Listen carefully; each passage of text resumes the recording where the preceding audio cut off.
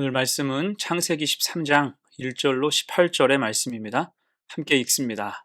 아브람이 애굽에서 그와 그의 아내와 모든 소유와 롯과 함께 네겝으로 올라가니 아브람에게 가축과 은과 금이 풍부하였더라.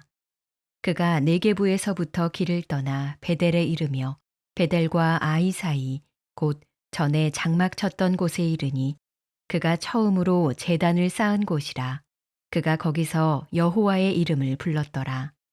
아브람의 일행 롯도 양과 소와 장막이 있으므로 그 땅이 그들이 동거하기에 넉넉하지 못하였으니 이는 그들의 소유가 많아서 동거할 수 없었음이니라. 그러므로 아브람의 가축의 목자와 롯의 가축의 목자가 서로 다투고 또 가나안 사람과 브리스 사람도 그 땅에 거주하였는지라. 아브람이 롯에게 이르되 우리는 한 친족이라 나나 너나 내 목자나 네 목자나 서로 다투게 하지 말자. 내 앞에 온 땅이 있지 아니하냐. 나를 떠나가라. 네가 좌하면 나는 우하고 네가 우하면 나는 좌하리라. 이에 롯이 눈을 들어 요단 지역을 바라본즉 소알까지 온 땅에 물이 넉넉하니 여호와께서 소돔과 고모라를 멸하시기 전이었으므로 여호와의 동산 같고 애굽 땅과 같았더라. 그러므로 롯이 요단 온 지역을 택하고 동으로 옮기니 그들이 서로 떠난지라. 아브람은 가나안 땅에 거주하였고 롯은 그 지역의 도시들에 머무르며 그 장막을 옮겨 소돔까지 이르렀더라. 소돔 사람은 여호와 앞에 악하며 큰 죄인이었더라. 롯이 아브람을 떠난 후에 여호와께서 아브람에게 이르시되 너는 눈을 들어 너 있는 곳에서 북쪽과 남쪽 그리고 동쪽과 서쪽을 바라보라. 보이는 땅을 내가 너와 네 자손에게 주리니 영원히 이르리라. 내가 네 자손이 땅의 티끌 같게 하리니 사람이 땅의 티끌을 능히 셀 수 있을진데 네 자손도 세리라. 너는 일어나 그 땅을 종과 횡으로 두루 다녀보라. 내가 그것을 네게 주리라. 이에 아브람이 장막을 옮겨 헤브론에 있는 마물의 상수리 수풀에 이르러 거주하며 거기서 여호와를 위하여 제단을 쌓았더라. 상수와 변수라는 제목으로 말씀 증거합니다. 우리가 과거를 회상하다 보면 후회되고 돌이키고 싶은 장면들이 있습니다. 놓친 기회와 선택에 대한 아쉬움, 현실에 대한 불만족 때문일 것입니다. 이게 만약 과거로 돌아가게 된다면 그 문제가 다 해결될까요? 아닐 거예요.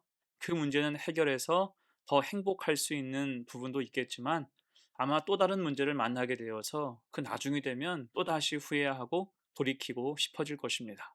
결국 문제는 과거가 아니라 지금의 선택과 최선을 다하는 것에 있습니다. 그래서 우리는 현재를 어떻게 사느냐가 중요하겠죠. 특히 성도는 매 순간 하나님과 동행하고 믿음의 선택을 해야 됩니다. 우리 눈에 보이는 것이 전부가 아니요.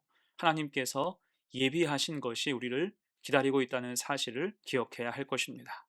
오늘 본문을 보면 아브라함에게 큰 결단의 순간이 왔습니다. 지금까지 같이 생활했던 조카 롯과 결별해야 할 상황이 왔기 때문이에요. 그들은 믿음으로 하나님이 지시하는 땅으로 이동하는 동안 하나님께서 복 주셔서 소유가 많아지게 됐습니다. 양과 소의 숫자가 많아지고 일꾼의 숫자도 늘어나게 됐어요. 그러면서 한 가지 문제가 생겼습니다. 그것은 한 지붕 아래 두 가족, 특히 경제 공동체로서 주로 발생하는 재산권의 문제였지요.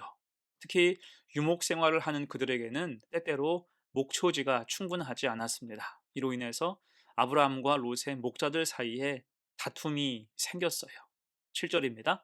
아브라함의 가축의 목자와 롯의 가축의 목자가 서로 다투고 곧 소유가 많아지면서 서로 부딪히고 알력을 행사하는 등 예상치 못한 갈등이 생긴 겁니다.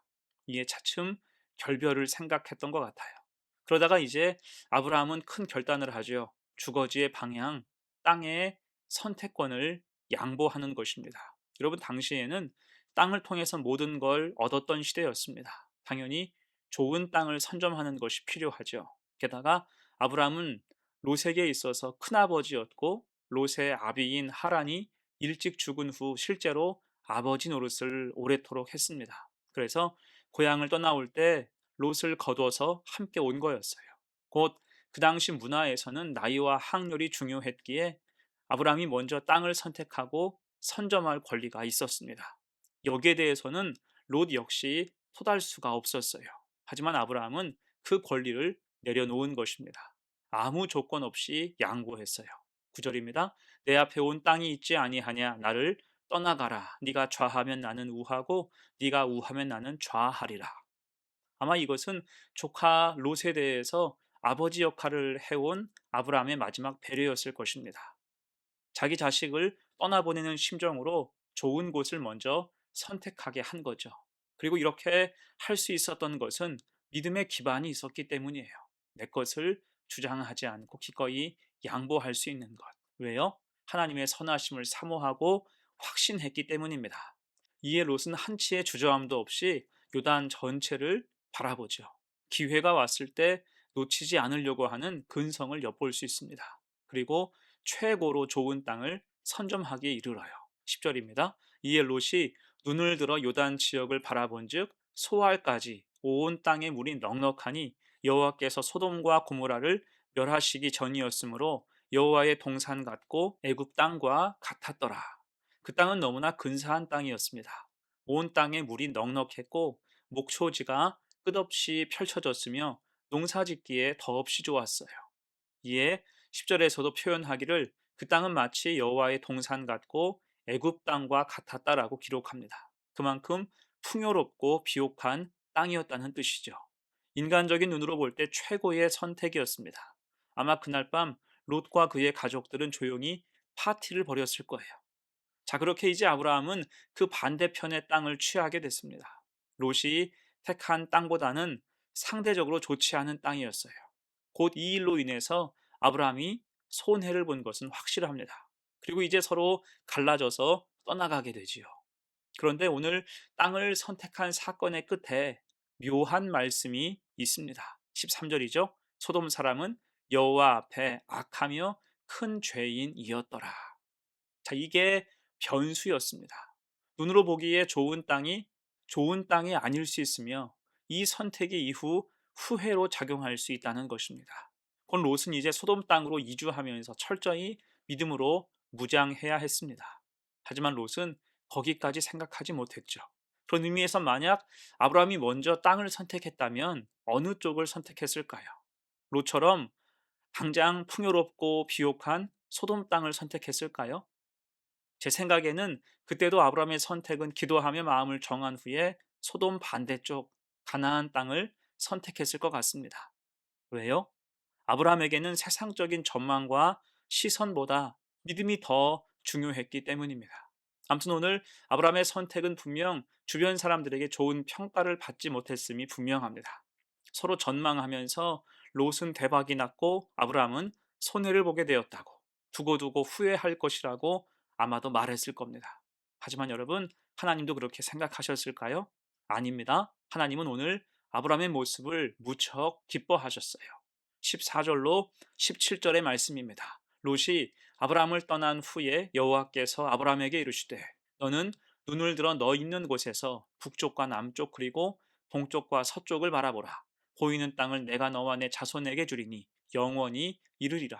내가 내 자손이 땅에 티끌 같게 하리니 사람이 땅에 티끌을 능히 셀 수 있을진데 내 자손도 세리라. 너는 일어나 그 땅을 종과 횡으로 두루다녀 보라. 내가 그것을 내게 주리라. 아멘. 지금 하나님은 아브라함을 축복하십니다. 특히 축복의 시점이 언제입니까? 14절 롯이 아브라함을 떠난 후였어요. 곧 아브라함의 마음이 헛헛한 순간 하나님은 그를 부르셨고 축복하신 거예요. 그의 선택을 칭찬하신 것입니다. 그래서 롯이 구하고 얻은 것과 비교할 수 없는 축복을 선언해 주신 것입니다.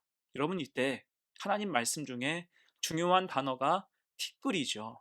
지금 티끌을 말씀하시는 이유는 현재 아브라함이 선택한 땅이 황무했기 때문입니다. 그래서 그곳에 있는 먼지, 티끌을 예로 들어서 후손의 복을 이렇게 줄 것이다. 미래의 소망을 약속하신 거예요. 여러분, 이것이 바로 역설적인 하나님의 은혜죠. 그러자 아브라함은 장막을 옮겨서 하나님을 예배합니다.